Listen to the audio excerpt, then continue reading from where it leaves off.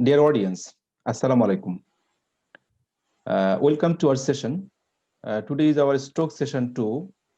Our topics is acute hemorrhagic stroke. I am Dr. Mohammad Rokunujaman, going to present our topics on acute hemorrhagic stroke. Actually, hemorrhagic stroke is a true medical emergency. Among all strokes, 10 to 20% of all stroke is hemorrhagic strokes, and depending upon site of hematoma, it is classified as intracerebral hemorrhage, subarachnoid hemorrhage, intraventricular hemorrhage, which may be primary interventricular hemorrhage, or from extension from other site, subdural hemorrhage, epidural hemorrhage. The prognosis is worse in case of hemorrhagic stroke than ischemic stroke. In case of moderate to large hematoma, 30-day post-diagnosis mortality rate is 35 to 52%, which is very high. And only 20% patients attain functional independency at 6 months after an event of hemorrhagic stroke. If we look back last 4 decades, hemorrhagic stroke or as a whole stroke incidence is decreased in high income countries, but it is 100% increases in low and middle income countries like Bangladesh. If we consider the cause of intracerebral hemorrhage, we can classify it as either abnormalities within the cerebral vessels, which may be due to hypertension, amyloid angiopathy, vascular malformation like AV malformation, aneurysm, some other diseases like Moyamoya disease, even brain tumor, which all can cause abnormal cerebral vessels and cause hemorrhagic stroke. Hemorrhagic stroke can be occurred from abnormalities within the blood itself. It may be due to either coagulopathy, inherited coagulopathy, or acquired coagulopathy, including some drugs like antiplatelets, anticoagulants. So these are the underlying causes of hemorrhagic stroke. There's some other causes like hemorrhagic transformations of a cerebral infarct.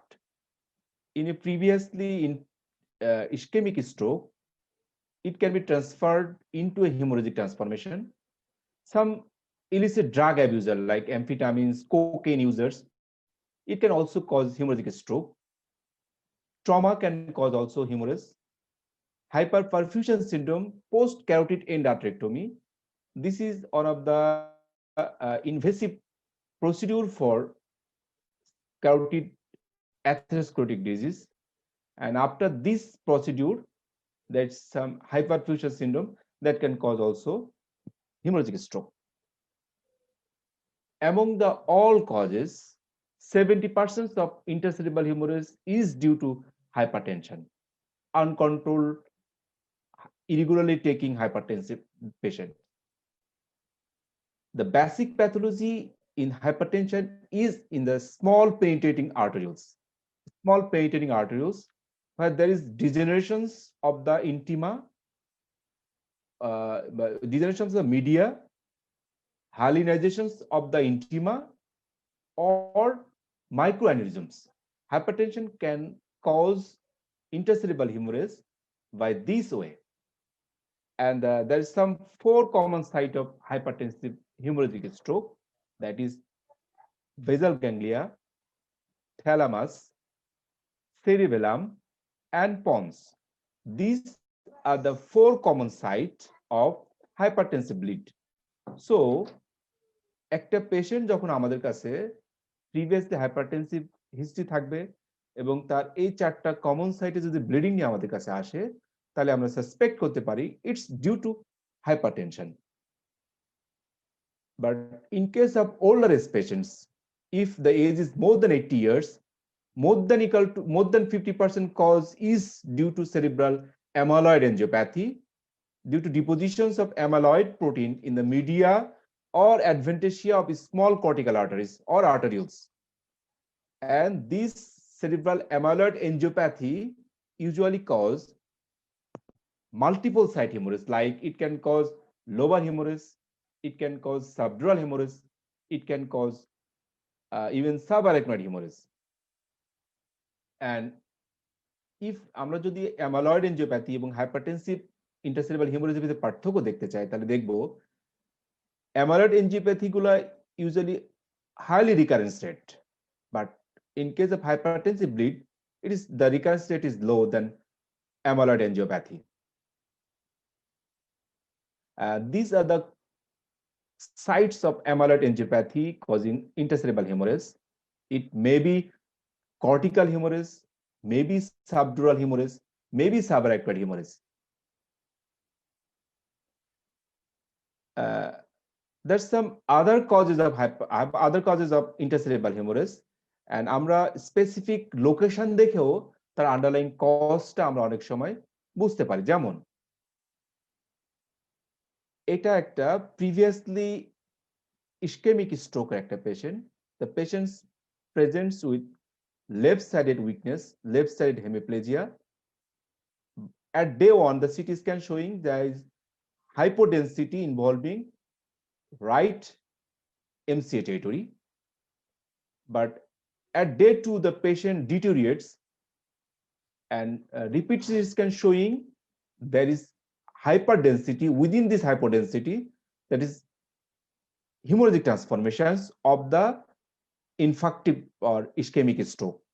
And day 6, the hemorrhage expands the whole more than 2/3 area of the cerebral infarct.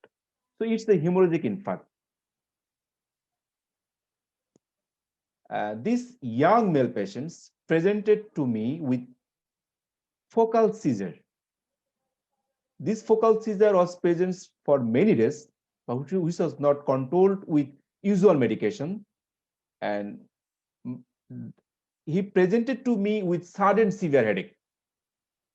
We did a CT scan of brain, and it showed there is hyperdensity involving left frontal area, and there is also some hypodensity surrounding it. There's some, and within some hypodensity. So there's some mixed density lesions within left frontal area.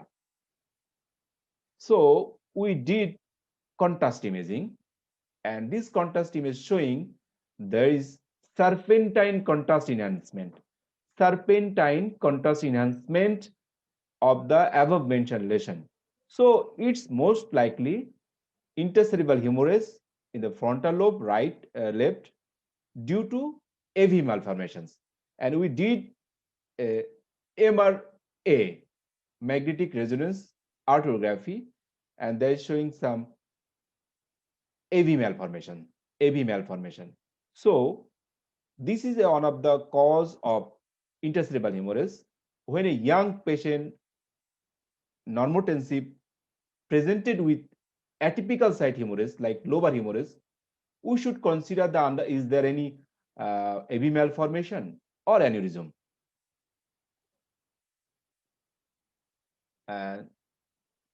There is multiple hyperdense lesion over brainstem and also cerebellum, and this patient gives history of taking antiplatelets for long time, and now presented with headache, and CT scan showing multiple hyperdense area on different parts. It's intercerebral hemorrhage from antiplatelet drugs. This CT scan showing there is hyperdensity over the right occipital area with a fluid level, that is hypodensity at a fluid level as a definite, সাথে নিচে hyperdensity with effacements of the ventricles and midline shifting. এই ধরনের findings যখন থাকে, আমরা বলতে পারি এটাকে যে this hypodensity is unclotted blood. not clotted blood, that is active bleeding, and this is clotted blood. যখনই clotted blood চলে আসে তখনই সেটা সিটি স্ক্যানে হাইপারডেন্স দেখায়, and this unclotted blood, that is ongoing bleeding is there, and it's showing hypodensity. So আমরা বলতে পারি একটা অনগোয়িং ব্লিডিং হচ্ছে, এবং যখনই এরকম ফ্লুইড লেভেল থাকে আমরা ধরে নিই ইটস ফ্রম অ্যান্টিকোয়াগুলেশন ইউজ। যখন একটা পেশেন্টের এরকম হাইপার ডেন্সিটির সাথে এরকম ফ্লুইড লেভেল থাকবে, যদি পেশেন্টের অ্যান্টিকোয়াগুলেশনের হিস্ট্রি থাকে আগে থেকে, তা আমরা বলতে পারি এটা অরফারিন বা এনি অ্যান্টিকোয়াগুলেন্ট ইনডিউসড ব্লিডিং, যেটা অনগোয়িং এখনো চলছে।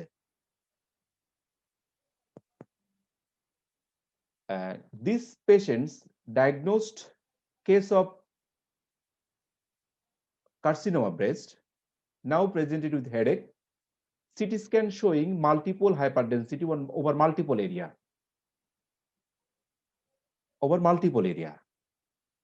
যখনই একটা পেশেন্টের প্রিভিয়াসলি একটা ম্যালিগনেন্সি থাকবে, যদি আমাদের কাছে হেডেক নিয়ে আসে, তাহলে আমরা চিন্তা করতে পারি এটা একটা মেটাস্ট্যাসিস, এবং এটা একটা হিমোরেজিক মেটাস্ট্যাসিস। কিছু কিছু কার্সিনোমাতে হিমোরেজিক মেটাস্ট্যাসিস হতে পারে, তার ভিতরে অন্যতম হচ্ছে breast carcinoma, bronchial carcinoma, thyroid malignancy, specially papillary malignancy, melanoma, renal cell carcinoma. এই কয়েকটা ম্যালিগনেন্সি পেশেন্ট যখন আমার কাছে হেডেক নিয়ে আসে, আমি সিটি স্ক্যানে যদি এরকম মাল্টিপল লোকেশনে হাইপার ডেন্সিটি পাই, মাল্টিপল লোকেশনে, সেটাকে আমি তখন সেটা বলতে পারি it's haemorrhagic metastasis. Now, clinical manifestations of hemorrhagic stroke. Hemorrhagic stroke এর পেশেন্ট কিছু কিছু ক্ষেত্রে ইসকেমিক স্ট্রোকের সিমিলার কিছু সিমটম নিয়ে আমাদের কাছে প্রেজেন্ট করতে পারে, এবং কিছু কিছু ক্ষেত্রে ইসকেমিক স্ট্রোকের বাইরে কিছু নতুন সিমটম নিয়ে আমাদের কাছে আসতে পারে। কিন্তু কখনো একটা পেশেন্টকে আপনি ক্লিনিক্যাল হিস্ট্রি এবং এক্সামিনেশনের মাধ্যমে কনফার্ম বলতে পারবেন না ইটস হিমোরেজিক স্ট্রোক। অবশ্যই ইমেজিং এ আপনার হেল্প নেওয়া লাগবে, কারণ অনেকগুলো সিমটম কিন্তু বা সাইন কিন্তু একটার সাথে আরেকটা হতে পারে। সো আমরা কখনো ক্লিনিক্যাল হিস্ট্রি থেকে কনফার্ম ডায়াগনোসিস করতে পারবো না যে এটা হিমোরেজিক স্ট্রোক বা ইসকেমিক স্ট্রোক। ট্রিটমেন্টের যদি স্পেসিফিক ট্রিটমেন্ট আমি দিতে চাই, অবশ্যই আমাকে ইমেজিং করতে হবে। তো সিমিলার কি কি সিমটম নিয়ে আমাদের কাছে আসতে পারে? Some focal neurological symptoms like hemiparesis, hemiplegia, hemisensory impairment, slurring of speech, even visual defects, এটা নিয়ে আমাদের কাছে আসতে পারে, যেটা just ischaemic stroke like symptoms. কিছু কিছু সিমটম নিয়ে আসতে পারে, যেমন headache, nausea, vomiting, convulsion, altered sensorium এবং হাইলি এলিভেটেড বিপি। এই সিমটমগুলো ইউজুয়ালি ইসকেমিক স্ট্রোকে হয় না, তবে ইসকেমিক স্ট্রোক কিন্তু হতে পারে। সুতরাং সবগুলো সিমটমই কিন্তু দুই স্ট্রোকে হতে পারে। সুতরাং যদি কেউ আমাদেরকে প্রশ্ন করে যে আমি ক্লিনিক্যালি কি একটা পেশেন্ট কি হিমোরেজিক বা ইসকেমিক বলবো কিনা, অবশ্যই বলবো না, আমি এটাকে স্ট্রোক বলবো, এবং স্পেসিফিক ট্রিটমেন্ট দিতে গেলে অবশ্যই আমাকে ইমেজিং করতে হবে। আমরা একটা পেশেন্ট যখন আসবে, আমরা কি কি ইনভেস্টিগেশন করব in case of haemorrhagic stroke? Complete blood count including platelet count, এটা আমরা করব। অনেক সময় থ্রোম্বোসাইটোপেনিয়া থেকে কিন্তু ইন্টারসেরেব্রাল হিমোরেজ হতে পারে, লিউকেমিয়া থেকে কিন্তু অনেক সময় ইন্টারসেরেব্রাল হিমোরেজ হতে পারে। So complete blood count including platelet count, electrolytes, blood urea nitrogen, creatinine and glucose.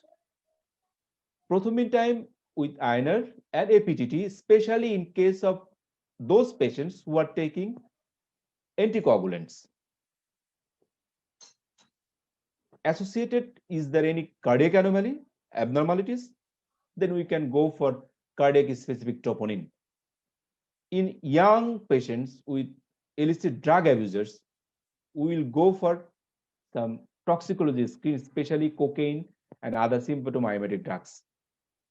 ECG, and the most important is neuroimaging, either CT or MRI, যেটা আমাদের অ্যাভেলেবল সেটা আমরা করব।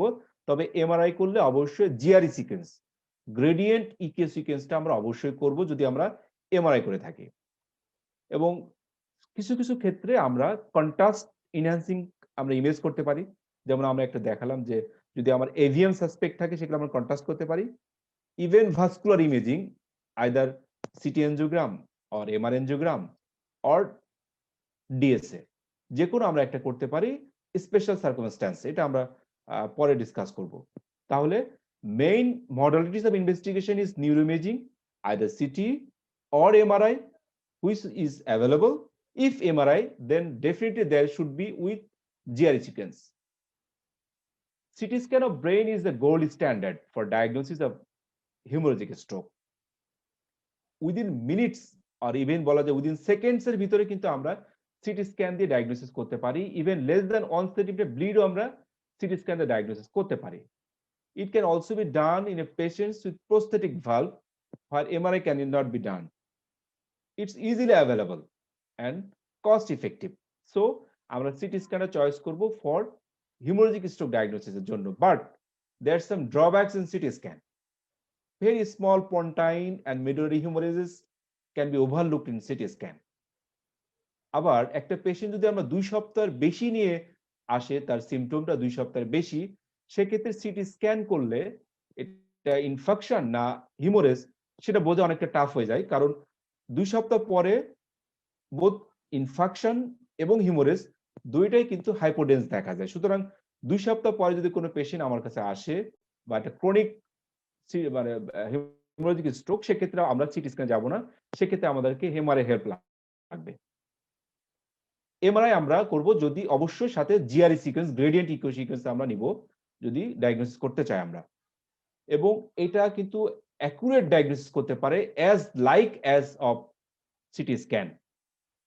এবং পোস্টেরিয়র ফসাতে কোনো হিউমারাস থাকলে it can be easily diagnosed by MRI. brainstem hemorrhage can be easily diagnosed by MRI, and especially আমরা যেটা আগে বললাম, if there is old hemorrhage or chronic hemorrhage, then the timing is very important. সেক্ষেত্রে আমরা MRI help নিতে পারবো এবং কোন সময় হিমোরেজটা হচ্ছে সেটা আমরা এমআরআই এর মাধ্যমে সহজে ডায়াগনোসিস করতে পারি। And this is a 40 years male patient presented to us with sudden headache, vomiting, and left-sided weakness. His CT scan showing there is a large hypodensity involving right temporoparatal region with ventricular effacement and mild midline shifting. So it's the intercerebral hemorrhage with a mass effect. And this also CT scan of brain showing there is hypodensity involving left capsular ganglionic region with perilesional hypodensity, that is perilesional edema. The ventricles are effaced and blood also found there is extension into the ventricles. So, and that midline is also shifted. So it's the intercerebral hemorrhage involving left capsuloganglionic region with mass effect with ventricular extension.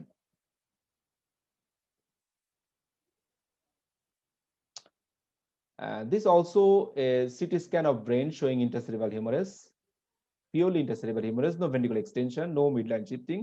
But this CT scan showing intercerebral hemorrhage with midline shifting, with ventricular effacement and extension.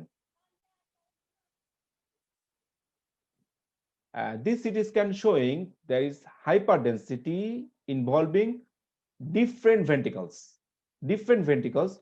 কোনো parenchymal ইন্টারপ্যারেনকাইমাল কোনো bleeding আমরা পাচ্ছি না, কোনো হাইপারডেন্সিটি পাচ্ছি না, but hyperdensity involving different ventricles.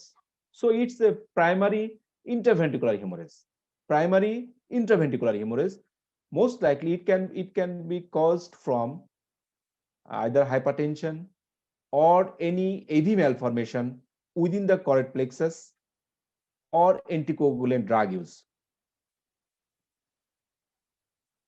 This is CT scan of brain showing there is posterior fossa hyperdensity, that is posterior fossa hemorrhage with ventricular extension. And this is a most likely hypertensive bleed, that is thalamic hemorrhage with ventricular extension, most likely hypertensive hemorrhage. This is a cortical hemorrhage on the left side, and this is also a large intercerebral hemorrhage with ventricular effacement and mass effect. আমাদের অনেকের একটা প্রশ্ন থাকে যে একটা পেশেন্টের যদি haemorrhagic stroke হয় সেক্ষেত্রে তার কত ml ব্লাড ব্রেনে জমা আছে আমরা কিভাবে ক্যালকুলেট করব? ক্যালকুলেটের হিসাব হচ্ছে হাফ, একটা হচ্ছে ধ্রুবক, total number of haemorrhagic slide. আমি একটা স্লাইড, একটা পুরো ফিল্মে যতগুলো স্লাইডে হেমোরেজ দেখব সেই স্লাইডগুলো টোটালটা কাউন্ট করব, সেখান থেকে 1 বিয়োগ করব। আমরা যদি 10টা স্লাইড থাকে 10 থেকে 1 বাদলাম 9, ম্যাক্সিমাম হাইট এবং ম্যাক্সিমাম ব্রেথ, যেটা যে কোনো একটা স্লাইডে নিতে হবে এমন কোনো কথা নেই। যে স্লাইডে সবচেয়ে ম্যাক্সিমাম হাইট থাকবে সেখান থেকে আমি হাইটটা নিব, যে স্লাইডে সবচেয়ে ম্যাক্সিমাম ব্রেথ থাকবে সেখান থেকে আমি ব্রেথটা নিব। তাহলে half into total number of haemorrhagic slides minus 1 into maximum height into maximum breadth in centimetre, এইটাকে আমরা হিসাব করব। যতটুকু হবে ততটুকু হচ্ছে আমরা বলি তত ml blood. And this is a CT scan of brain showing there is a concavo-convex hyper mixed density. Some are hypodense, some are iso, some are hyperdensity. Over the right convexity of the cerebral hemisphere with midline shifting. So it's a subdural hemorrhage. On the right hand side, you can see there is this subdural hemorrhage is acute and chronic. Subdural hemorrhage যেগুলো হাইপোডেন্সিটি থাকে সেগুলো হচ্ছে আপনার chronic, isodense থাকলে সেটা হচ্ছে সাবঅ্যাকুট, এবং যেগুলো হাইপারডেন্স থাকে সেগুলো হচ্ছে অ্যাকিউট। সুতরাং এটা acute on chronic subdural hematoma.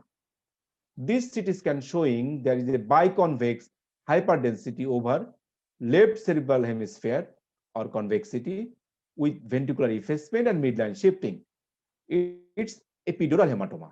তাহলে কনকেভো কনভেক্স মার্জিন যখন হবে তখন সেটাকে বলবো আমরা সাবডিউরাল, আর যখন বাইকনভেক্স যখন হবে সেটাকে বলবো আমরা epidural haemorrhage.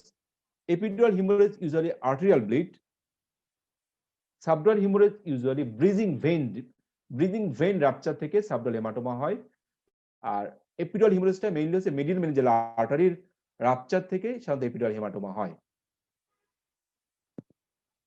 These also are the examples of subdural hematoma.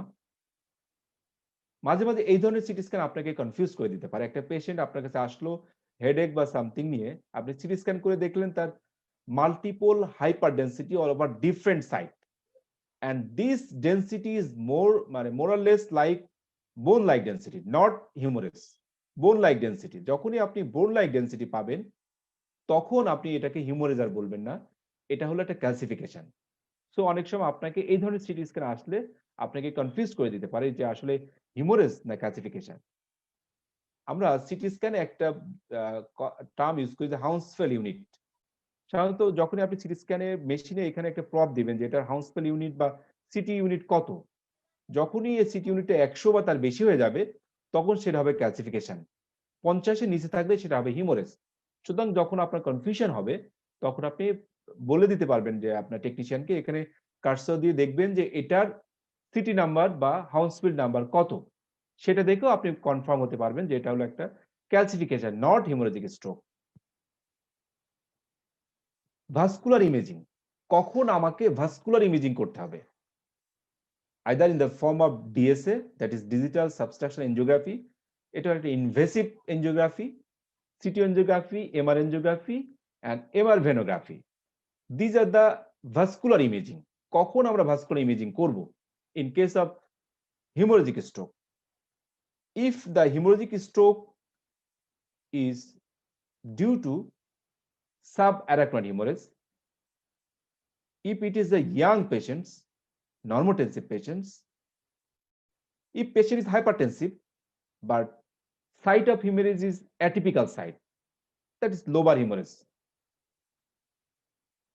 If the hemorrhage at the same site যদি রিকারেন্ট হেমোরেজ হয় একটা সেম সাইটে, সেক্ষেত্রে আমরা ভাস্কুলার ইমেজিং করব যে কোনো ভেসেল অ্যানোমালি আছে কিনা। যদি পেশেন্টের আইসোলেটেড ইন্টারভেন্ট্রিকুলার হেমোরেজ থাকে সেক্ষেত্রেও আমরা কোনো ভাস্কুলার কোনো অ্যানোমালি আছে কিনা সেটা দেখার জন্য আমরা ভাস্কুলার ইমেজিং করব। এখন আমরা আসি, আমরা একটা অ্যাকুট হেমোরেজিক স্ট্রোক নিয়ে আমাদের কাছে আসলে আমরা কিভাবে তাকে ম্যানেজ করব। ম্যানেজমেন্ট প্রিন্সিপালকে আমরা 4টা ক্যাটাগরিতে ভাগ করি: medical management, surgical management, prevention of recurrent ICS and rehabilitation. তো একটা পেশেন্ট যখন আমাদের কাছে আসবে, আমার সাসপেক্টেড হিউমোরেজিক স্ট্রোক, তাকে ইমিডিয়েটলি আমরা সিটি আর এমআরআই করব, যেটা আমার অ্যাভেলেবল আছে। প্রি হসপিটাল পেশেন্টকে আমরা তার এয়ারওয়ে, ব্রিদিং এবং সার্কুলেশনটা ঠিক আছে কিনা সেটা আমরা দেখব। এরপরে আমরা হসপিটালে যখন শিফট করব, ইমার্জেন্সি ডিপার্টমেন্টে আমরা একই রকম ভাবে পেশেন্টের এয়ারওয়ে দেখব। যদি দেখা যায় যে পেশেন্টের GCS less than 8, we should go for intubation. আমরা তার অক্সিজেন স্যাচুরেশন দেখব, যদি স্যাচুরেশন 94% বেশি থাকে তাহলে ওকে, বা 94 এর নিচে থাকলে আমরা তাকে সাপ্লিমেন্টাল অক্সিজেন দিব। তার হিমোডাইনামিক স্ট্যাটাসটা দেখব এবং কোনো ইমব্যালেন্স থাকলে সেটা আমরা রিসাসিটেট করব এবং খুব শর্ট ফোকাসড হিস্ট্রি আমরা নিব পেশেন্টের, যে তার কখন onset of the stroke, past medical history, medication history এবং কোনো কোয়াগুলোপ্যাথির হিস্ট্রি আছে কিনা, আইদার তার কোনো হিমোফিলিয়া বা লিউকেমিয়া বা থ্রম্বোসাইটোপেনিয়া আছে কিনা সেটা আমরা হিস্ট্রিতে নিব। এরপরে আমরা পেশেন্টের স্ট্রিক্ট মনিটরিং করব, specially at stroke unit or ICU or at least HDU, not in the floor. এবং মনিটরিং এর ভিতরে আমরা ডাকবো তার ভাইটাল সায়েন্স করব, দেখব তার neurological exams including GCS, NIHSS score এবং তার রেজড আইসিপির কোনো ফিচার আছে কিনা সেটা আমরা দেখব।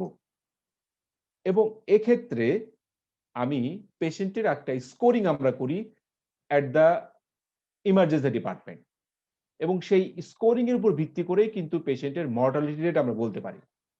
সেক্ষেত্রে আমরা কয়েকটা পয়েন্ট দেখি স্কোরিং এ। একটা হলো জিসিএস, আইসিএস ভলিউম কত, কতটুকু এমএল অফ ব্লাড আসছে, পেশেন্টের বয়স, লোকেশনস অফ দ্য ব্লিডিং এবং ইন্ট্রাভেন্ট্রিকুলার হিমোরেজ কিনা।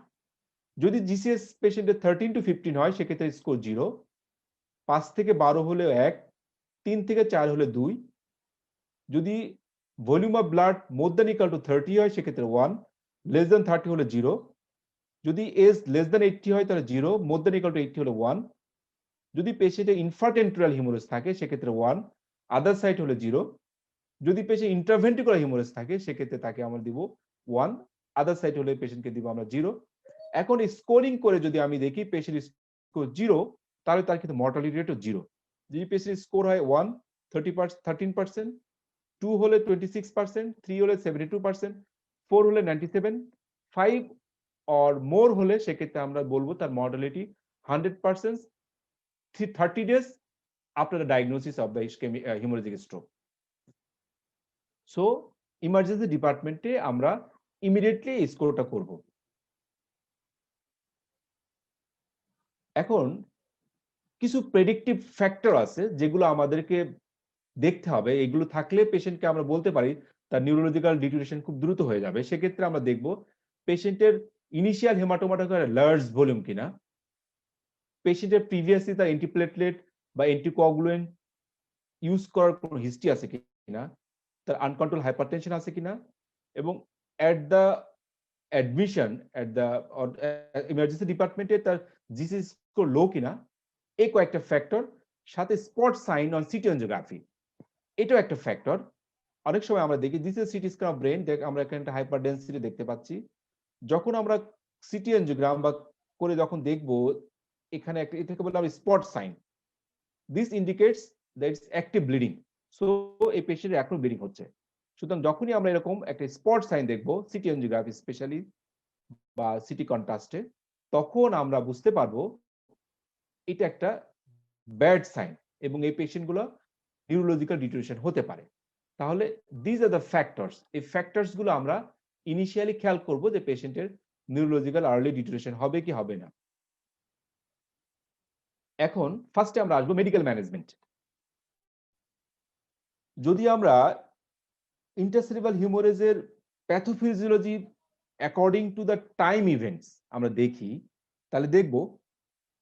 At the seconds of the event, there is vascular rupture. At first hour, there is hematoma formation. 1 to 6 hours, the hematoma expansion. 1 to 72 hours, there is perihematoma edema formation and mass effect.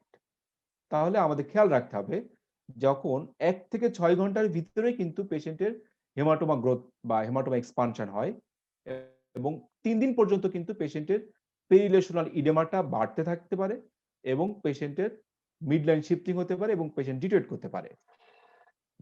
আমরা যদি একটা case দেখি পেশেন্টের একটা case history, this is a 68 years old man with previously hypertensive, presented with left side hemiparesis and sensory loss.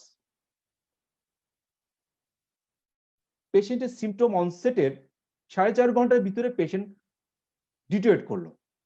যদি patient এরকম 4.5 ঘন্টার ভিতরে ডিটেক্ট করে তাহলে আমরা সাসপেক্ট করতে পারি it's due to haematoma expansion. It's due to haematoma expansion. এই পেশেন্টে দেখেন তা ইনিশিয়াল সিটি স্ক্যানে দেখছিলাম আমরা একটা অল্প হিমোরেজ ছিল, বাট 4.5 ঘন্টা পরে দেখা গেল তার হিমোরেজটা অনেক বড় হয়ে গেছে, this expanded, this haemorrhage is expanded এবং পেশেন্টের ডিটোরিয়েশনের কজ হচ্ছে this haemorrhage expansion. Case number 2, a 76-year-old woman was found poorly responsive with left-sided weakness. She was intubated and there was left-sided hemiplegia. She can open her eyes, respond to commands initially, but after 72 hours, patients gradually deteriorated. যখনই একটা patient এরকম আসবে আমাদের কাছে দেখা যাচ্ছে যে 72 hours এর পর থেকে পেশেন্ট ডিটেক্ট শুরু করে দিয়েছে বা 72 আওয়ার্স এর পেশেন্ট ডিটেক্ট করতেছে, তখন আমরা সাসপেক্ট করতে পারি it's due to mass effect from perilesional oedema. দেখেন এই পেশেন্টের আমরা যখন ইনিশিয়াল সিটি স্ক্যান করছিলাম তার হিমোরেজ এবং 72 আওয়ার্স এর পর হিমোরেজ কিন্তু একই রকম ছিল, বাট ইনিশিয়াল সিটি স্ক্যানে পেরিলেশনাল ইডেমা ছিল অনেক কম, but after 72 hours the perilesional edema is much more, and there is ventricular effacement and midline shifting, and the cause of this deterioration is from this mass effect from perilesional edema, not due to hematoma expansion. তাহলে আমরা কি দেখতে পাই, যদি এরকম পেরিলেশনাল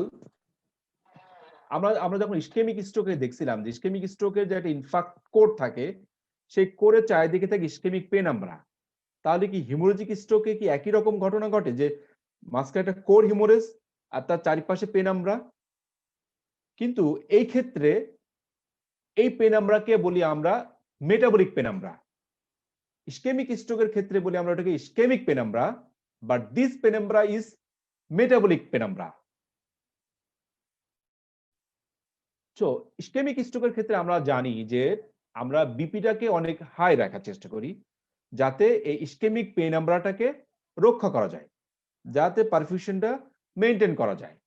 কিন্তু haemorrhagic স্ট্রোকের ক্ষেত্রে যে পেরিলেশনাল পেনাম্ব্রাটা থাকে তাকে বলে আমরা মেটাবলিক পেনাম্ব্রা।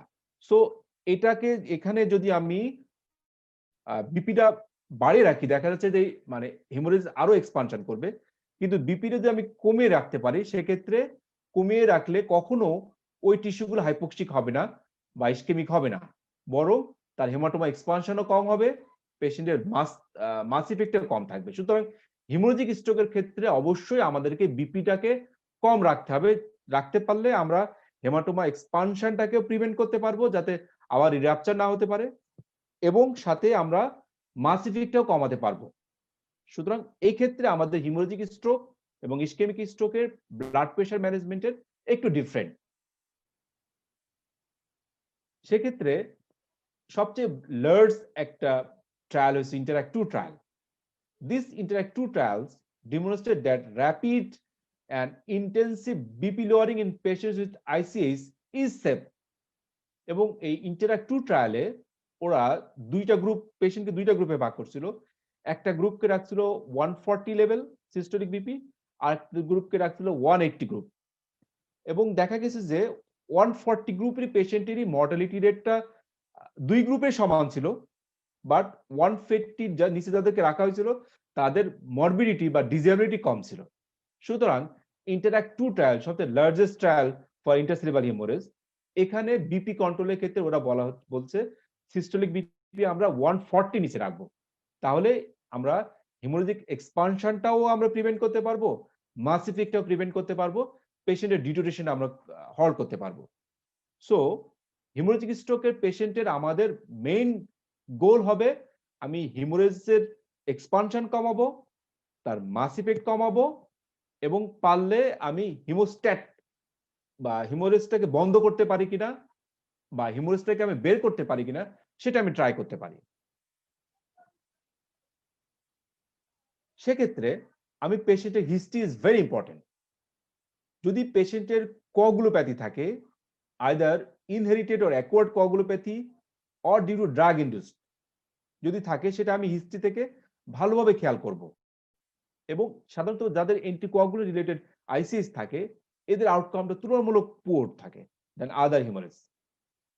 আমরা এখন হিস্ট্রি যদি নিলাম, যদি পেশেন্ট আগে থেকে প্রিভিয়াসলি অরফারিন পায়, সেক্ষেত্রে আমরা কি করব, immediately stop the warfarin and patient needs orphan related ICS rapid corrections of the INR। আমরা পেশেন্টের পিটি আইনারটা করব এবং তার rapid corrections of the INR পেশেন্টের প্রয়োজন, with the help of either vitamin K 10 milligram 5 to 10 milligram IV, AHA recommends 5 to 10 milligram IV, or vitamin K dependent কিছু factor আছে, যেমন প্রথমিন কমপ্লেক্স কনসেন্ট্রেট, যেখানে ফ্যাক্টর 2, 7, 9 এবং 10। তো এটা আমরা দিতে পারি প্রথমিন কমপ্লেক্স কনসেন্ট্রেট, সাথে আমরা ভিটামিন কে ইনজেকশন আমরা দিতে পারি। এরপরে আমরা এটা যদি প্রথমিন কমপ্লেক্স আমরা না দিতে পারি, সেক্ষেত্রে আমরা ফ্রেশ ফ্রোজেন প্লাজমা আমরা দিতে পারি। কোনো কনসেনসাস টার্গেট নাই যে আমরা আয়নারটাকে কতটুকু রাখবো, তবে ম্যাক্সিমাম যত স্টাডি আছে তারা সবাই বলছে মোটামুটি আয়নার আমরা 1.3 to 1.5 এর নিচে রাখার চেষ্টা করব, either with vitamin K, with prothrombin complex concentrate or fresh frozen plasma. যদি পেশেন্ট প্রিভিয়াসলি নিওর অ্যান্টিকোয়াগুলেন্ট পায়, স্পেশালি ডেভিগাট্রান, রিভারক্সাবান, এভিক্সাবান বা এন্ডোক্সাবান, যদি এই ড্রাগগুলো পাই, সেক্ষেত্রে কিন্তু আমাদের ভিটামিন কে আমাদের কাজ করবে না। সেক্ষেত্রে ডেভিগাট্রান শুধুমাত্র একটা ড্রাগ যার US FDA approve reversal agent আছে, যাকে বলে আমরা ইডারুসিজুম্যাব। 5 মিলিগ্রাম আইভি অনস আমরা দিতে পারি যদি পেশেন্টের প্রিভিয়াসলি ডেভিগাট্রান হিস্ট্রি থাকে। ডেভিগাট্রান ইজ এ ডাইরেক্ট থ্রোম্বিন ইনহিবিটর, এবং এরই একমাত্র রিভার্সাল এজেন্ট যেটা ইউএস এফডিএ অ্যাপ্রুভ, ইডারুসিজুম্যাব। এটা আমরা 5 মিলিগ্রাম আইভি দিতে পারি। পেশেন্ট যদি আমাদের কাছে within 2 hours of the last intake of the oral anticoagulants আসে, সেক্ষেত্রে আমরা অ্যাক্টিভেটেড চারকোল দিতে পারি। Even in some cases haemodialysis can help to wash out the drugs. অনেকগুলো ড্রাগ পাইপলাইনে আছে, তার ভিতরে সবচেয়ে ইম্পর্টেন্ট ড্রাগ সেটা হচ্ছে সিরাপারান্টাক। এটা একটা যতগুলো প্রিক্লিনিক্যাল স্টাডিতে দেখা গেছে অনেক ভালো রেসপন্স। এটা হচ্ছে universal anticoagulant antagonist. Most of the anticoagulants except warfarin and argatroban, এই দুইটা ছাড়া মোস্ট অফ দ্য অ্যান্টিকোয়াগুলেন্টের একটা অ্যান্টাগনিস্ট হচ্ছে সিরাপারান্টাক। এটা একটা প্রমিজিং ড্রাগ, এখনো ইউএস এফডিএ অ্যাপ্রুভড হয়নি, বাট ডিফারেন্ট স্টাডিতে এটা অনেক ভালো রেজাল্ট শো করছে। If the ICS is due to antiplatelet যদি হয়, সেক্ষেত্রে আমরা প্লেটলেট ট্রান্সফিউশন দিব কি দিব না। আমরা সেই সমস্ত পেশেন্টকে প্লেটলেট ট্রান্সফিউশন দিব যদি এই সমস্ত পেশেন্টকে আমি সার্জিক্যাল কোনো ইন্টারভেনশনে যাই, আইদার এক্সটার্নাল ভেন্ট্রিকুলার ড্রেন অথবা কোনো সার্জিক্যাল ইন্টারভেনশন যদি আমি যেতে চাই, সেক্ষেত্রে আমরা প্লেটলেট ট্রান্সফিউশন দিতে পারি। আদারওয়াইজ এই পেশেন্টগুলো আমরা প্লেটলেট ট্রান্সফিউশন দিব না। এখন একটা কোশ্চেন থাকে, যদি একটা পেশেন্টের আইসিএস হলো, এই পেশেন্টগুলোকে আমরা আবার অ্যান্টিপ্লেটলেট রিস্টার্ট করতে পারবো কখন? যদি পেশেন্ট দেখা যাচ্ছে তার আন্ডারলাইং কোনো তার কার্ডিয়াক ডিজিজ আছে যার জন্য তার অ্যান্টিপ্লেটলেট প্রয়োজন, কিন্তু আইসিএস ডেভেলপ করার কতক্ষণ পরে আমি এই পেশেন্টগুলোকে আবার রিস্টার্ট করতে পারবো? এক্ষেত্রে এখনো পর্যন্ত কোনো গুড এভিডেন্স বেসড আনসার নাই। তবে এটা আপনাকে কেস বাই কেস আপনাকে ফিজিশিয়ানসের ডিসিশনের উপর নির্ভর করবে, এবং অবশ্যই আপনি বেনিফিটস এবং রিস্ক দেখেই আপনি শুরু করবেন। ইউজুয়ালি আমরা 3 থেকে 4 সপ্তাহ পর থেকেই আমরা অ্যান্টিপ্লেটলেট শুরু করে থাকি। 3 সপ্তাহ পর থেকে আমরা ইউজুয়ালি, অনেকে 1 সপ্তাহ পর থেকে শুরু করে, অনেকে 3 সপ্তাহ পর থেকে। এক্ষেত্রে অবশ্যই আপনাকে রিস্ক এন্ড বেনিফিট রেশিও দেখে আপনাকে ডিসিশন নিতে হবে, এবং কেস বাই কেস ডেফিনিশন মানে আপনি করতে হবে আর কি, বুঝতে হবে। Thrombolysis related hemorrhage. Symptomatic ICS can occur in 6 to 4% of the patients treated with IV altiplase. IV altiplase related ICS is associated with high mortality and it requires immediate attention. সেক্ষেত্রে আমরা কি করব? ইমিডিয়েটলি থ্রোম্বোলাইটিক এজেন্টসকে আমরা discontinue করব। সাধারণত দেখা যায় যে থ্রোম্বোলাইটিক এজেন্টস গুলো আমরা তো 1 ঘন্টার ভিতরে দিয়ে দিই, সো পেশেন্ট গুলার সিমটম গুলো সাধারণত 1 ঘন্টা পরে ডেভেলপ করে। সুতরাং আমাদের এটা থিওরিটিক্যাল কথা হয়ে যায়, যেটা আমরা আসলে ডিসকন্টিনিউ করবো। আসলে তার আগেই দেখা যায় পেশেন্ট থ্রোম্বোলাইটিক এজেন্ট বন্ধ হয়ে যায়। কিন্তু যদি এরকম আমি চলা অবস্থায় পেশেন্ট ডিটেক্ট করে, অবশ্যই আমি এজেন্টটিকে বন্ধ রাখবো এবং একটা আর্জেন্ট সিটি স্ক্যান আমি করব। পেশেন্টের সিমটোম্যাটিক হিমোরেজ থাকুক আর না থাকুক, 24 ঘন্টা পরে আমি এমনি পেশেন্টকে সিটি স্ক্যান করে থাকি। যদি পেশেন্টের সিমটম থাকে সেক্ষেত্রে অ্যাজ আর্লি অ্যাজ পসিবল আমি একটা নন কন্টাক্ট সিটি স্ক্যান আমি করব। পেশেন্টকে ইমিডিয়েট রিঅ্যাসেসমেন্ট করব, তার এয়ারওয়ে, ব্রিদিং, তার বিপিটাকে কন্ট্রোল রাখবো আমরা। তার যদি হিমোরেজিস সিমটোম্যাটিক থাকে সেক্ষেত্রে আমরা এই থ্রোম্বোলাইসিসের এগেইনস্টে যে সমস্ত ড্রাগ আছে সেগুলো আমরা ব্যবহার করতে পারি, যেমন ক্রায়োপ্রেসিপিটেট। ক্রায়োপ্রেসিপিটেট আমরা দিতে পারি 10 ইউনিট আইভি দিতে পারি আমরা। যদি ক্রায়োপ্রেসিপিটেট আমরা অ্যাভেলেবল না পাই অথবা কন্ট্রাইন্ডিকেট থাকে সেক্ষেত্রে আমরা either tranexamic acid, even amino caproic acid আমরা দিতে পারি। এবং কোনো কিছু যদি আমরা না পেয়ে থাকি সেক্ষেত্রে আমরা ফ্রেশ ফ্রোজেন প্লাজমা আমরা দিতে পারি in case of thrombolysis related haemorrhage.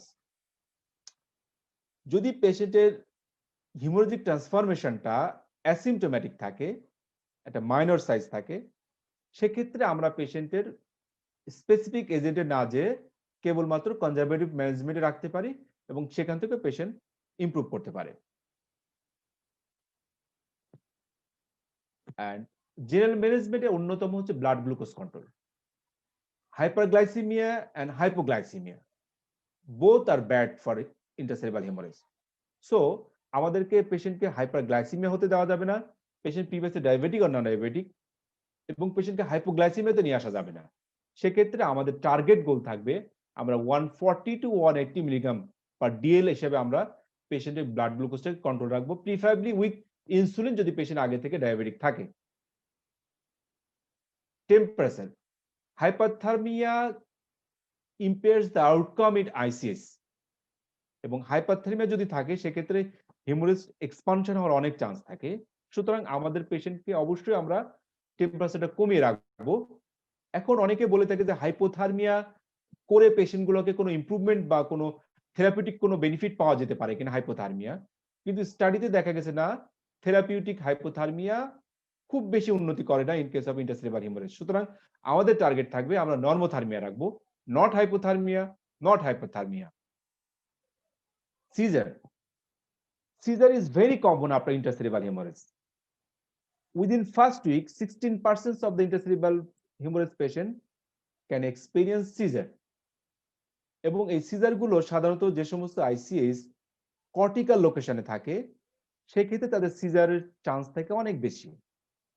এখন আমাদের প্রশ্ন থাকে যে আমরা প্রোফাইলেকটিক অ্যান্টি এপিলেপটিক ড্রাগ শুরু করব কি করব না।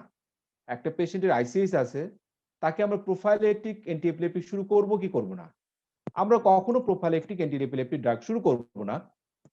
ইভেন কি দেখা গেছে যাদেরকে প্রোফাইলেকটিক অ্যান্টি এপিলেপটিক ড্রাগ শুরু করা হয়েছে তাদের আরো রেসপন্স তাদের আরো খারাপ হয়েছে। সো আমরা প্রোফাইলেটিক অ্যান্টি এপিলেপটিক ড্রাগ শুরু করব না। কিন্তু একটা পেশেন্টের যদি ক্লিনিক্যাল সিজার হয় অথবা ইলেকট্রোগ্রাফিক সিজার হয়, আমরা কখন ইলেকট্রোগ্রাফিক সিজার বলবো, দেখা গেল যে একটা পেশেন্টের যতটুকু হিমোরেজ তার সেই অনুপাতে পেশেন্টের কনসাস লেভেলটা আরো বেশি, হয়তো হিমোরেজ অল্প but patient is more unconscious.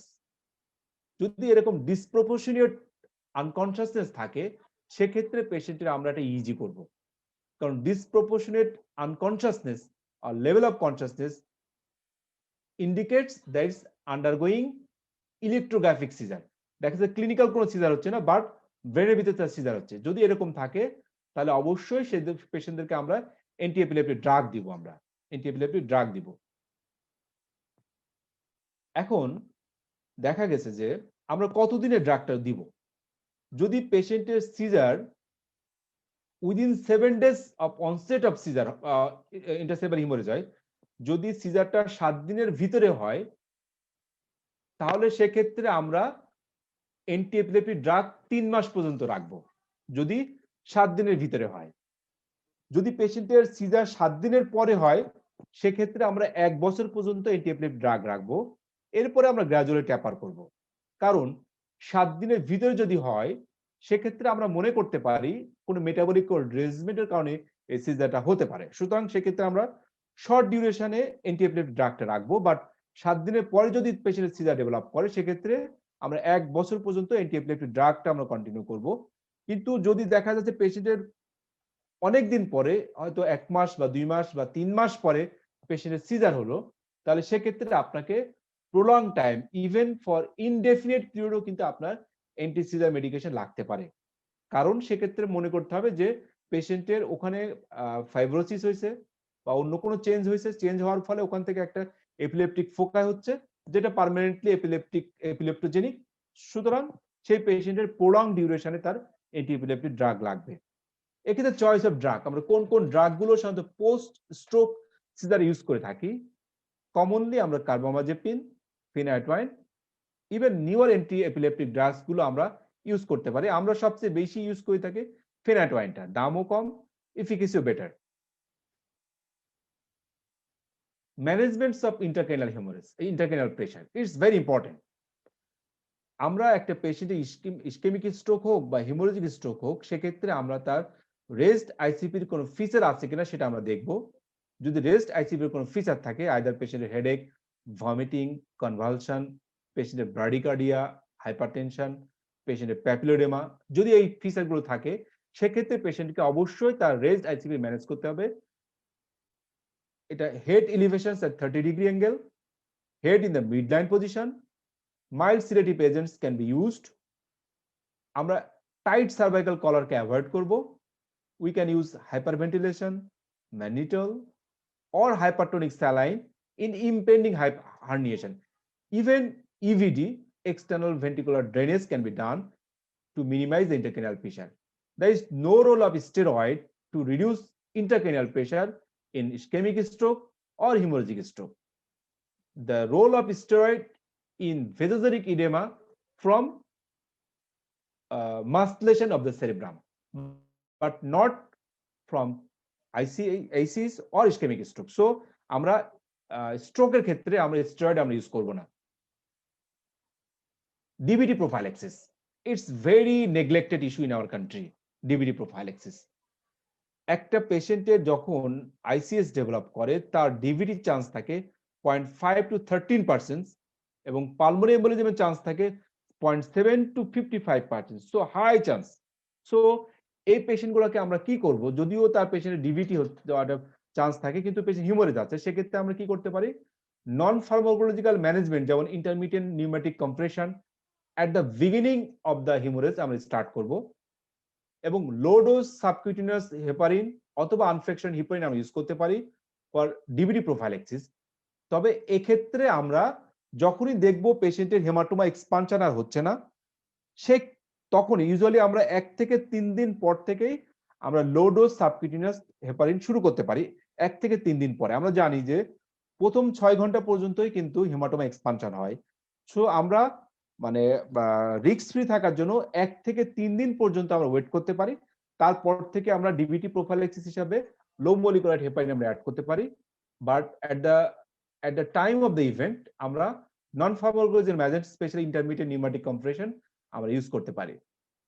যদি পেশেন্টের সিম্পটোম্যাটিক ডিভিটি আর পালমোনারি এমবোলিজম ডেভেলপ করে, সেক্ষেত্রে অবশ্যই আমাদেরকে পেশেন্টকে সিস্টেমিক অ্যান্টিকোয়াগুলেশন, তার অ্যান্টিকোয়াগুলেশন ডোজে আমরা করব, আইদার হেপারিন আর এনক্সিপারিন দিয়ে। আইভিসি ফিল্টার আমরা করতে পারি, ইন্ট্রাভেনাস কাপ ফিল্টার আমরা করতে পারি। এবং একটা পেশেন্টের যদি তার রিস্ক থাকে হেমাটোমা এক্সপানশনের অথবা রিব্লিডিং এর, সেক্ষেত্রে আসলে আমরা আইভি ফিল্টারটাকে আমরা চয়েস করব ইনস্টেড অফ ইনক্সিপাইরিন আর হেপারিন। এখন আমাদের কোশ্চেন থাকে, when can heparin or enoxaparin be started for DVT after ICS? আমরা আগে বললাম যে আমরা কেমিক্যাল প্রোফাইলাইসিস শুরু করব 1 থেকে 4 দিন পরে, যখন আমরা ডকুমেন্ট করে দেখব যে পেশেন্টের কোনো হেমাটোমা এক্সপানশন হচ্ছে না, বাট ইন্টারমিডিয়েট কম্প্রেশনটা আমরা এট দ্য টাইম অফ ইভেন্টে আমরা শুরু করতে পারি।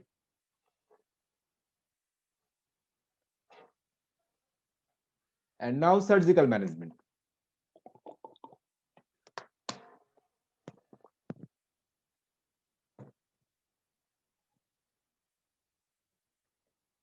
একটা পেশেন্ট যখন আমাদের কাছে হিমোরেজিক স্ট্রোক নিয়ে আসবে, আমরা ইনিশিয়ালি এবিসি ম্যানেজমেন্ট করব, তার সিটি এবং এমআরআই করে তার লোকেশনস অফ ব্লিডিংটা আমরা আইডেন্টিফাই করব, either it is intracerebral, intraventricular, subarachnoid, subdural আর এপিডুরাল। এরপরে পেশেন্টের আমরা আইসিপিটা মনিটর করব, তার লেভেল অফ কনসাসনেস দেখব, তার নিউরোলজিক্যাল কোন ডেফিসিট আছে কিনা তাই স্কোরিং করব আমরা, এবং আমরা আইসিপির জন্য পেশেন্টের আমরা যে সমস্ত আগে ম্যানেজমেন্টে বললাম সেগুলো আমরা ইউজ করব। এরপরে আমরা দেখব যদি পেশেন্টের আইসিএস কিনা, এসএস কিনা, না এপিডুরাল বা সাবডুরাল হেমাটোমা কিনা। যদি পেশেন্টের আমরা এগুলো আমরা পরে ডিসকাস করব আমরা নেক্সট ক্লাসে। যদি পেশেন্টের সার্জিক্যাল মানে তার আইসিএস থাকে, সেক্ষেত্রে আমরা কোন কোন ক্ষেত্রে আমরা সার্জারি করব। সার্জারির কিছু ডেফিনিট ক্লিন কাট ইন্ডিকেশন আছে। আমরা দেখতে পাই অনেক সময় যে পেরিফেরি থেকে পেশেন্ট গুলোকে খুব মানে একটু ইন্টারসেরেব্রাল হিমোরেজ হলে সাথে সাথে পাঠিয়ে দেওয়া হয় যে আপনাকে ব্রেনে অপারেশন করা লাগবে, সার্জারি করা লাগবে। সো এটা কোনো আনসার না। There is some definite clear indications for surgical treatment. কি কি হতে পারে? Number 1, in case of cerebellar hematoma when the size is more than 3 centimeter or 40 ml যদি থাকে, তখন আমরা পেশেন্টকে সার্জারি করতে পারি। Superficial bleeding, superficial expanding intercerebral hemorrhage in a deteriorating young patient, যদি আমি একটা ইয়াং পেশেন্টের আইসিএসটা এক্সপান্ড করতেছে যেটা সুপারফিশিয়াল এবং পেশেন্ট ডিটেরিওরেটিং, তাদের ক্ষেত্রে আমরা সার্জিক্যাল ইন্টারভেনশনে যেতে পারি। But there is no role in brainstem or deep seated ICS, no role for ultra early surgery, যে আমি পেশেন্টের এখনই হিমোরেজ হলো সাথে সাথে আমি সার্জারি করব, এরও কোনো খুব বেশি রোল নাই, বরং এটা আরো খারাপ হতে পারে।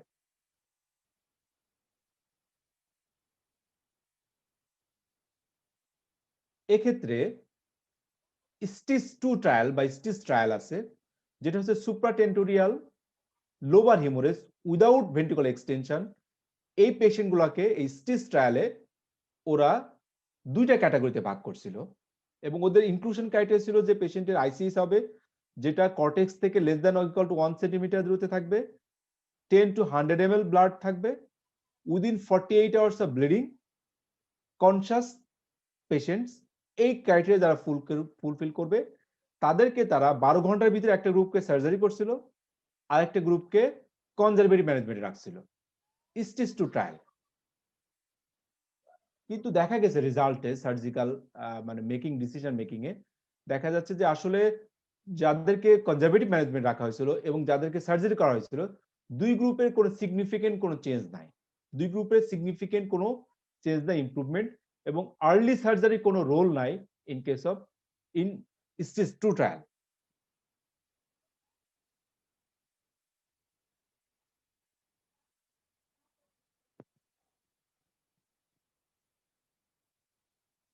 তো সুতরাং স্টেজ 2 ট্রায়াল থেকে আমরা বলতে পারি যে আসলে যদি আমরা ওপেন সার্জারি করি তাহলে সেক্ষেত্রে খুব বেশি ভালো ইফেক্ট পাওয়া যায়নি। তবে ওরা স্টাডিতে বলছে যে ওখানে পেশেন্ট সিলেকশনের কিছু প্রবলেম থাকার কারণে তাদের রেজাল্টটা ভালো আসে নাই। সুতরাং এটা নিয়ে অনগোয়িং আরো রিসার্চ চলতেছে। বাট স্টেজ 2 মানে ট্রায়ালের আলটিমেট কনক্লুশন ছিল যে আমরা ওপেন সার্জারি এই ধরনের পেশেন্টকে আমরা করব না, এদেরকে আমরা কনজারভেটিভ ম্যানেজমেন্ট আমরা করব। কিন্তু রিসেন্টলি কিছু মিনিমাল ইনভেসিভ সার্জারি চলে আসছে, কিছু minimal invasive surgery.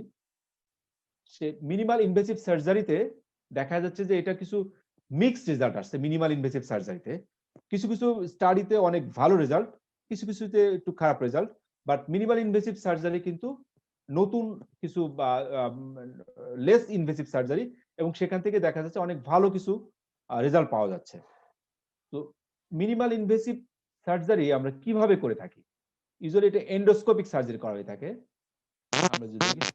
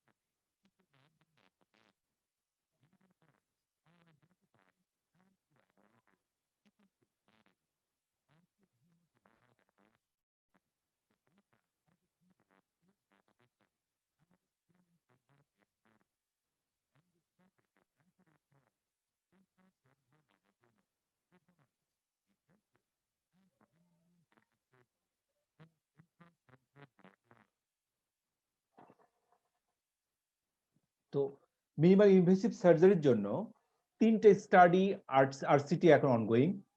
Invest RCT, that is endoscopic ICS evacuation with Apollo device. ENRIS, early minimally invasive removal of ICS with brain path device. And MIND trial, neuro evacuation with ARTEMIS device. These are the three randomized control trials are ongoing on minimal invasive surgery for intercerebral hemorrhage.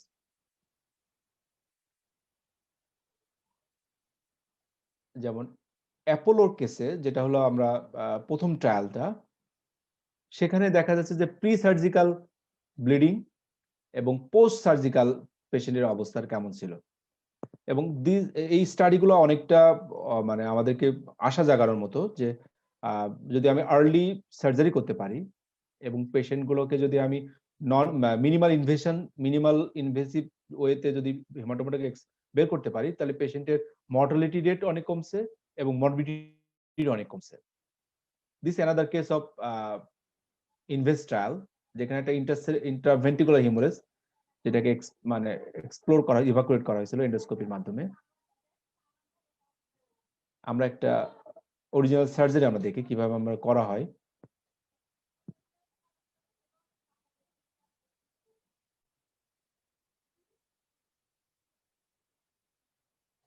এটা হচ্ছে preoperative একটা CT scan, যেখানে প্রায় 56 ml blood ছিল, একটা deep seated bleeding, intracerebral haemorrhage, deep seated bleeding, 56 CC haematoma. এই patient গুলোকে আমরা ব্রেন ল্যাব নেভিগেশনের মাধ্যমে একটা ট্রানজেক্টরি ম্যাপিং করে থাকি, যে আমরা কোন ওয়ে দিয়ে পেশেন্টের এন্ডোস্কোপটা ভিতরে ঢোকাবো। একটা ব্রেন ল্যাব নেভিগেশনের মাধ্যমে আমরা ট্রানজেক্টরি ম্যাপিং করে থাকি।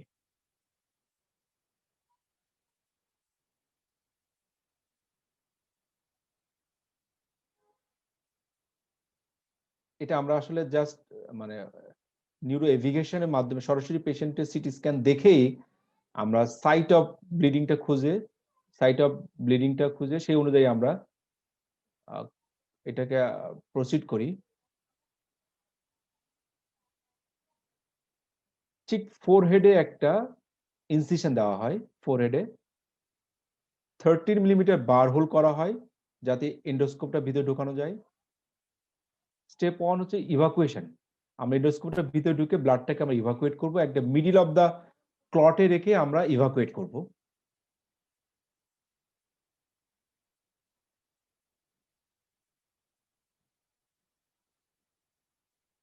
কার্টিং এন্ড অ্যাসপিরেশন অ্যাক্টিভ,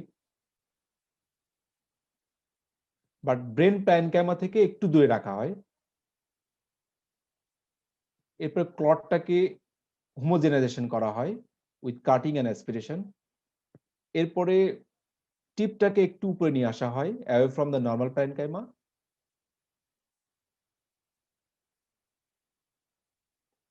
এরপরে এটাকে ইরিগেট করা হয় যাতে ক্লটটা ডিসোলিউশন হয়, এবং এই প্রথম স্টেপটা আবার রিপিট করা হয়ে থাকে। এরপরে ক্লটটাকে পুল করা হয় স্টেপ 2 তে, শুধুমাত্র অ্যাসপিরেশন করা হয় এখানে।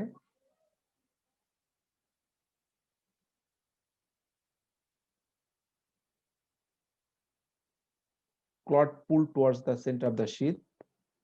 Step 3, the reinflation of the cavity, এটাকে আবার রিইনফ্লেট করা হয় ইরিগেশনের মাধ্যমে, এবং কোনো রিমেইনিং ক্লট যদি থাকে সেগুলোকে আবার অ্যাসপিরেশন, জাস্ট স্টেপ 1 2 3 গুলোকে আবার রিপিটেশন করা হয়। And this is a minimally invasive endoscopic removal of ICS. Intraventricular হিমোরেজের ক্ষেত্রে আমরা কি করতে পারি? ইন্টারভেন্ট্রিকুলার হিমোরেজ সাধারণত দেখা যায় যে একটা আইসিস পেশেন্টের half of the ICS patient can develop intraventricular haemorrhage, ventricular extension. এক্ষেত্রে the main danger is obstructive hydrocephalus, এবং patients with IVS who have GCS less than 8 or high risk for tentorial herniations should undergo placements of an EVD, external ventricular, একটা আমরা external ventricular আমরা diversion আমরা করব, একটা ventricular একটা আমরা catheter দিয়ে পেশেন্টের আমরা ওখান থেকে তার ইভিডির মাধ্যমে আমরা পেশাটাকে রিলিজ করব ওখান থেকে, এবং সাথে আমরা ইভিডির ভিতরে এলটি প্লেস দিতে পারি। এলটি প্লেস দিয়ে আমরা তার ক্লটেড ব্লাডটাকে আমরা ডিসোলেট করতে পারি, এবং তারপরে আমরা ব্লাডটাকে বাইরে নিয়ে আসতে পারি ইন্টারভেন্ট্রিকুলার হিমোরেজ থেকে। These all are the surgical procedure for intercerebral hemorrhage. And next step of management of intercerebral hemorrhage is management of medical complications. There are lots of medical complications in hemorrhagic stroke like pneumonia, aspiration pneumonia, respiratory failure or distress, pulmonary embolism and sepsis. সুতরাং এই পেশেন্টগুলোকে আমাকে অবশ্যই এটাকে ভালোভাবে manage করতে হবে। At the same time, ICS পেশেন্টের কিন্তু কোনো কার্ডিয়াক ইভেন্ট হতে পারে at the time of the stroke, maybe acute myocardial infarction, heart failure, arrhythmia, even cardiac arrest. The ICS patient can develop AKI, hypothermia, GI bleeding, even post-stroke depression. These all can happen in case of ICS. সুতরাং একটা ICS পেশেন্টের ম্যানেজমেন্টে অবশ্যই আমাকে এই কমপ্লেইনগুলোও ভালোভাবে আমাকে address করতে হবে। সেক্ষেত্রে পেশেন্টকে অ্যাসপিরেশনকে প্রিভেন্ট করার জন্য আমি পেশেন্টকে খেয়াল করবো তার কোনো ডিসফেজিয়া আছে কিনা। যদি ডিসফেজিয়া থাকে অবশ্যই পেশেন্টকে আমি এনজি টিউব ফিডিং দিব, কখনো ওরাল ফিডিং আমরা দিব না। এবং পেশেন্টের তার এমআই আছে কিনা সেক্ষেত্রে আমরা ইসিজি এবং কার্ডিয়াক এনজাইমটা আমরা করব, এবং সেই অনুযায়ী পেশেন্টের ট্রিটমেন্ট আমরা করব। প্রিভেনশন অফ রিকারেন্ট আইসিস, আমরা আইসিস আবার রিকার করতে পারে। কিছু কিছু ফ্যাক্টর আছে যে ফ্যাক্টরগুলো যদি থাকে সেক্ষেত্রে রিকারেন্স রেট কিন্তু অনেক বেশি থাকে। যদি পেশেন্টের লোবার হিমোরেজ থাকে, ওল্ডার এজ পেশেন্টস, যদি পেশেন্টের মাইক্রোব্লিড, নাম্বার অফ মাইক্রোব্লিড থাকে অনেক বেশি থাকে যদি গ্রেডিয়েন্ট ইকোতে, এবং পেশেন্ট যদি তার আইসিস এর পরেও তার অ্যান্টিকোয়াগুলেশন প্রয়োজন হয় তার আন্ডারলাইং কোনো কন্ডিশনের কারণে, সেক্ষেত্রে এই ধরনের পেশেন্টগুলো রিকারেন্স রেট কিন্তু অনেক বেশি থাকে। এই রিকারেন্স রেটটা কমানোর জন্য আমরা কিছু কিছু পদক্ষেপ নিতে পারি, যেমন পেশেন্টের বিপি কে আমরা স্ট্রিক্ট কন্ট্রোলে রাখবো, অবশ্যই লেস দ্যান 130 এবং ডায়াস্টিক্স লেস দ্যান 80 আমরা রাখার চেষ্টা করব। Lifestyle modifications is very important. Alcohol কনজাম্পশনটাকে আমরা রেস্ট্রিক্ট করার চেষ্টা করব, tobacco use, illicit drug abuse এগুলো আমরা কমিয়ে দিব। পেশেন্টের যদি অবস্ট্রাকটিভ স্লিপ অ্যাপনিয়া থাকে সেটা আমরা প্রপার ট্রিটমেন্ট করব। লং টার্ম অ্যান্টিকোয়াগুলেশনস উইথ ওয়ারফারিন আমরা চেষ্টা করব পেশেন্টকে কোনোভাবে লং টার্ম অ্যান্টিকোয়াগুলেশন বন্ধ করা সম্ভব কিনা সেটা আমরা চেষ্টা করব, স্পেশালি ফর লোবার হিমোরেজ। আচ্ছা, এখন একটা patient optimal timing to resume oral anticoagulations after anticoagulant related ICS, কখন আমরা একটা পেশেন্টে আবার তার অ্যান্টিকোয়াগুলেশন শুরু করতে পারবো। এই ধরনের পেশেন্টগুলো আমরা ইউজুয়ালি 4 সপ্তাহ পর থেকেই, যদি তার আগে থেকে তার অ্যান্টিকোয়াগুলেশন প্রয়োজন হয় অন্য কোনো কার্ডিয়াক ডিজিজের কারণে, তাকে 4 সপ্তাহ পরে কিন্তু আমরা তার অ্যান্টিকোয়াগুলেশন শুরু করতে পারি। অ্যাসপ্রিন বা ক্লোপিডোগ্রামের ক্ষেত্রে আমরা কতদিন পরে পেশেন্টের শুরু করব? আবার আমরা ইউজুয়ালি একদিন পর থেকে আমরা শুরু করতে পারি। এক থেকে আমরা অনেকে একটু কশাসের জন্য আমরা 1 সপ্তাহ পর থেকে যদি তার আন্ডারলাইং কোনো চেস্ট ডিজিজ থাকে সেক্ষেত্রে আমরা অ্যাসপ্রিন অথবা ক্লোপিডোগ্রাম যেকোনো একটা মনোথেরাপি আমরা স্টার্ট করতে পারি 1 থেকে 7 দিন পর থেকে। বাট অ্যান্টিকোয়াগুলেন্ট ইউজ করতে গেলে অবশ্যই আমাদেরকে 4 সপ্তাহ ওয়েট করতে হবে। অনেকে বলে যে ইন্টারসেরিব্রাল হিমোরেজের পেশেন্টের স্ট্যাটিন আমরা ইউজ করব কিনা। অনেকের ধারণা স্ট্যাটিন ইউজ করলে আইসিএস এর পেশেন্টের ব্লিডিং চান্স অনেক বেড়ে যেতে পারে, কিন্তু ওরকম সাফিসিয়েন্ট কোনো ডাটা নাই যে এটা আমি বন্ধ করে দিব, এটা আমরা চলতে পারে, no problem. And last but not the least, that is rehabilitation and recovery is very important part of intercerebral hemorrhage treatment. Prognosis of ICS, আমরা আগে বলছিলাম যে immediate mortality after 30 days, large and medium sized হেমাটোমার ক্ষেত্রে 30 to 35%, and surgical management is not superior than medical management regarding mortality. Rather residual deficit may be more. In case of surgical treatment. সুতরাং আমরা চেষ্টা করব পেশেন্টকে আমরা conservative ম্যানেজমেন্টে থাকার। যদি পেশেন্ট স্পেসিফিক ইন্ডিকেশন থাকে, ক্লিন কাট ইন্ডিকেশন থাকে, যদি সেরিব্রাল হিমোরেজ 40 ml এর বেশি থাকে, সেক্ষেত্রে এটা young patient surface bleeding deteriorate করতেছে, তাদের ক্ষেত্রে এই দুইটা কন্ডিশন ছাড়া আমরা সার্জিক্যাল ইন্টারভেনশনে আমরা ইউজুয়ালি যাব না। যদি মিনিমাল ইনভেসিভ সার্জারি যে ট্রায়ালগুলো চলতেছে, যে ট্রায়ালগুলো যদি কোনো ভালো কোনো রেজাল্ট দেয় আলটিমেটলি, সেক্ষেত্রে আমরা তখন মিনিমাল ইনভেসিভ সার্জারির দিকে যেতে পারবো, যেটা আমাদের দেশে এখনো ওরকম অ্যাভেলেবল না। And that's all from intercerebral hemorrhage. কোনো কোশ্চেন আছে কিনা? Any question?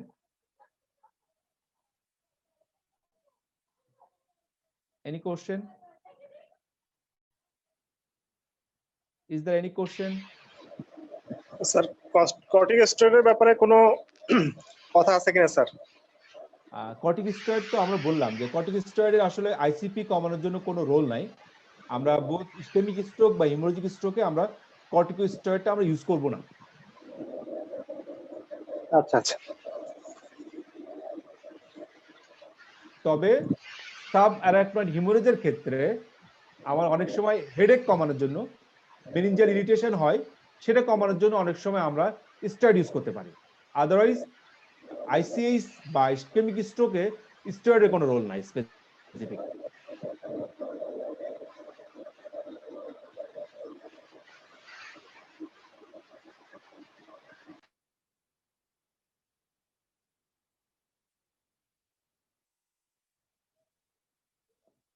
আচ্ছা, আজকে মানে পার্টিসিপেন্ট কি মানে এতে কি অনেক কম মানে জুমে?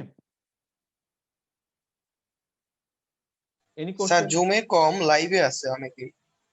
লাইভের কোশ্চেনগুলো আমরা কিভাবে পেতে পারি? কোনো কোশ্চেন থাকলে কারো?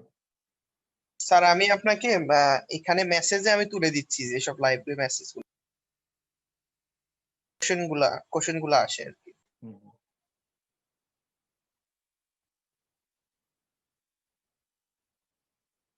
তো যদি কোনো কোশ্চেন না থাকে আমরা কয়েকটা গত দিনের মতো কয়েকটা ক্লিনিক্যাল কেস আমরা ডিসকাস করতে পারি। A 67-year-old right-handed woman with a history of hypertension develops sudden onsets of left face, arm, and leg weakness, left-sided hemiparesis. Initial vital signs at the event was BP was 218/110, heart rate 84, saturation 96, temperature 98. On neurological examination, patient is alert, fully oriented. NIHSS score is 10, GCS score is 15. NCCT showing the right basal ganglionic hemorrhage. Shortly after the CT is completed, the patient becomes unresponsive and our GCS worsens to 5. So what may be the cause? And এখন আমরা কি করতে পারি পেশেন্টের? তাহলে একটা পেশেন্টের initially GCS ভালোই ছিল, কিন্তু পেশেন্টের কিছুক্ষণের ভিতরেই হঠাৎ করে খারাপ হয়ে গেছে। তাহলে আমরা বলতে পারি it's haematoma expansion, it's due to haematoma expansion. সেক্ষেত্রে আমরা কি করতে পারি, এটা হতে পারে হেমাটোমা এক্সপানশন অথবা নন কনভালসিভ এপিলেপসি, যেটা আমরা আগে বলছি যে একটা পেশেন্টের যদি তার সিটি স্ক্যানে হিমোরেজের প্রপোর্শনেটলি তার যদি কনসাস লেভেল বেশি খারাপ থাকে, সেক্ষেত্রে আমরা সাসপেক্ট করি এটা একটা নন কনভালসিভ বা ইলেকট্রোগ্রাফিক সিজার কিনা। তাহলে ইমিডিয়েটলি পেশেন্টের আমরা সিটি স্ক্যান করবো, সিটি স্ক্যান দেখলাম তো হেমাটোমা এক্সপানশন হয়েছে, তাহলে আমরা বলবো এটা হেমাটোমা এক্সপানশনের জন্য হয়েছে। আর যদি পেশেন্টের দেখা যায় না হেমাটোমা ঠিক আছে, কোনো মাস ইফেক্টও নাই, খুব কম সময়ের ভিতরে খারাপ হয়ে গেছে, তাহলে আমি বুঝতে পারবো যে তার নন কনভালসিভ কোনো সিজার হচ্ছে কিনা।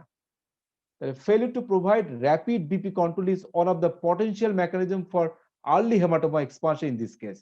তাহলে এই পেশেন্টে দেখেন তার ইনিশিয়াল বিপি কিন্তু অনেক বেশি ছিল, সো এই বিপিটা আমরা ইনিশিয়ালি র্যাপিড কমাতে পারি নাই, এই কারণে পেশেন্টটা ডিটিওরেট করছে তার হেমাটোমা এক্সপানশনের কারণে। সুতরাং immediate rapid corrections of BP is needed in case of intracerebral haemorrhage. যদি দেখা যাচ্ছে পেশেন্টের হেমাটোমা এক্সপানশন হয়নি, আমি ইজি করলাম, ইজিতে যদি আমি এপিলেপটিক ফোকাই পাই, সেক্ষেত্রে আমি পেশেন্টকে ফসফেনাইট্রাইন দিব 10 to 20 milligram per KG body weight loading দিব, অথবা লেভিটারিসিটাম 1 গ্রাম দিব আইভি লোডিং। তারপর আমরা মেইনটেনেন্স থেরাপি হিসেবে রাখতে পারি যদি পেশেন্টের তার নন কনভালসিভ ইলেকট্রোগ্রাফিক সিজার হয়ে থাকে। A 78-year-old female with past medical history significant for atrial fibrillation and hypertension presents with sudden onsets of headache and loss of consciousness. The patient takes warfarin at home. On emergency department, the patient GCS is 4. She is immediately intubated, transported to the emergency department. Her vital signs below show BP 140/90, oxygen 98. Non-contact CT is shown. Laboratory studies are significant rise of INR 4 হচ্ছে তার INR-টা, এবং CT scan আমরা দেখতে পাচ্ছি তার একটা mix density lesson আছে, যেখানে একটা ফ্লুইড লেভেল আছে। তাহলে আমরা বলতে পারি, এবং মিড লাইন শিফটিং হয়েছে, ভেন্ট্রিকুলার ইফেসমেন্ট, সো আমরা এখান থেকে বলতে পারি এটা একটা অ্যান্টিকোয়াগুলেন্ট ইনডিউসড তার একটা হেমোরেজ হচ্ছে। তাহলে এই পেশেন্টকে আমরা কি ম্যানেজ করব, how will manage this patient? তাহলে এই পেশেন্টকে ইমিডিয়েটলি তার আমরা অরফাইনটা বন্ধ রাখবো, এবং এই পেশেন্টের আয়নারটাকে আমরা 1.3 to 1.5 আনার জন্য আমরা ভিটামিন কে দিব 10 মিলিগ্রাম আইভি, সাথে আমরা প্রথমিন কমপ্লেক্স কনসেন্ট্রেট দিব। যদি আমি পিসিসি না পাই, সেক্ষেত্রে আমরা পেশেন্টকে ফ্রেশ ফ্রোজেন প্লাজমা দিতে পারি, এবং this is the specific management in this group of patient. আচ্ছা, thrombolysis related interventricular hemorrhage. A 56-year-old woman presents with right hemiparesis, slurring of speech. Her NIHS score is 9, NCCT is unremarkable. সুতরাং এই পেশেন্টকে আমরা ivy thrombolysis করেছিলাম, যার যেহেতু কোনো CT scan normal finding ছিল, এনআইসি স্কোর 9 ছিল, তাদেরকে আমরা আইভি এলটিপ্লেস শুরু করছিলাম। Shortly after initiating the drip of the LT-place, she develops a severe headache along with projectile vomiting and becomes unresponsive. Vital signs showing bradycardia, raised BP, irregular breathing. These all are the signs of raised ICP. The drip is discontinued immediately. The patient gets intubated and repeat CT is obtained.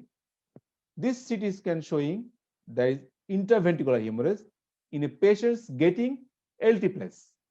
How will you manage this patient?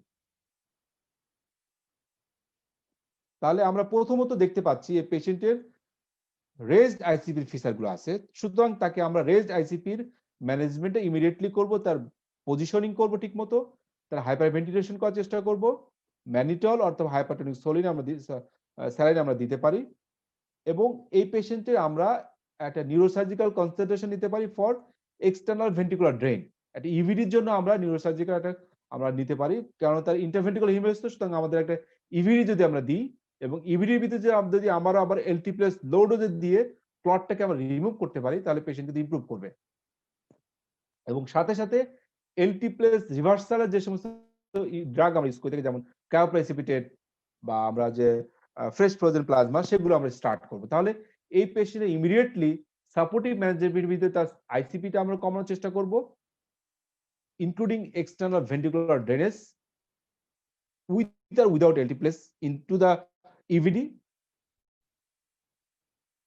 Second হচ্ছে LT plus reversal protocol, আমরা যে cryoprecipitate অথবা আমরা পেশেন্টের fresh frozen plasma দিব। আচ্ছা, এটা আমরা নেক্সট ক্লাসে করব। আচ্ছা, এটা এই পেশেন্টের a 65 years old male with history of hypertension was brought to the emergency department after he was found at home unresponsive. Upon arrival, the patient was obtunded and had a complete right-sided hemiplegia. GCS was 7. Non-contact CT of the head revealed a left hemispheric hematoma measuring 7 to 4 centimeter with mass effect and 6 millimeter of shift on the midline. A small amount of IVS is also present. দেখেন এই পেশেন্টের আমরা CT scan করলাম, তার একটা ICH সাথে midline shifting আছে এবং তার ভেন্ট্রিকুলার এক্সটেনশনও আছে। এই পেশেন্টকে আমরা কি করতে পারি? পেশেন্টের বয়স হচ্ছে 65 ইয়ার্স, আগের থেকে হাইপারটেনসিভ। তাহলে এই পেশেন্টে আমরা কি করতে পারি? যদিও পেশেন্টের হাইপারটেনসিভ, এরপরেও আমরা একটা সিটি এনজিওগ্রাম করতে পারি। অনেক সময় দেখা যায় যে আমরা নিশ্চিত হওয়ার জন্য যে কোনো অ্যানিউরিজম বা এভি ম্যালফরমেশন আছে কিনা সেটা দেখার জন্য আমরা একটা ভাস্কুলার ইমেজিং আমরা করতে পারি। এবং এই পেশেন্ট দেখলাম যে ভাস্কুলার ইমেজিং এ যদি কোনো কিছু না পাই আমরা, সেক্ষেত্রে পেশেন্টের আমরা রেজড আইসিপি কমানোর জন্য তার আইভি ম্যানিটল দিতে পারি এবং surgical evacuation of the clot আমরা করতে পারি। এই পেশেন্টের surgical evacuation of the clot কিন্তু আমরা এটা পেশেন্ট যদি আমরা মিনিমাল ইনভেসিভ সার্জারি যদি আমরা করতে চাই, তাহলে কিন্তু এই পেশেন্ট আমরা মিনিমাল ইনভেসিভ সার্জারি আমরা করতে পারি যদি আমাদের অপশন থাকে। যদি আমাদের দেশে এরকম মিনিমাল ইনভেসিভ সার্জারি করা হয় না, তবে এই পেশেন্টের মিনিমাল ইনভেসিভ সার্জারি কিন্তু আমরা করতে পারি। আদারওয়াইজ এই পেশেন্টকে আমরা মেডিকেল ম্যানেজমেন্টে রাখবো। এই পেশেন্টের কখনো আমরা ওপেন সার্জারি করবো না। যদি সম্ভব হয় তাহলে মিনিমাল ইনভেসিভ সার্জারি আমরা করতে পারি, অথবা পেশেন্টের আমরা মেডিকেল ম্যানেজমেন্টে রাখবো। That's all, thank you.